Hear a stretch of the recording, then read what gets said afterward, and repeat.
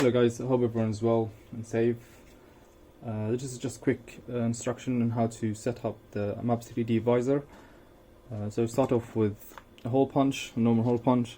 Just make sure it's aligned just before the A6, as you can see here, or 10 mil away from the puncher. So just make a mark there, and then you just take your film. This is a clear A4 film from Amazon, about 250 microns. Hole punch here, flip, and another one here. That should align nicely. Then you take the frame, just insert the first two holes.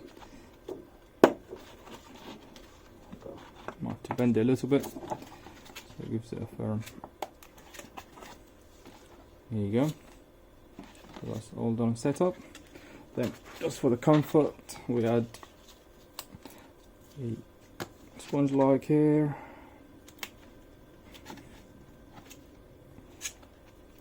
Attach there like that.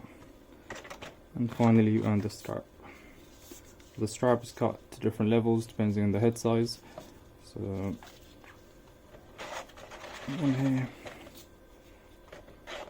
one here.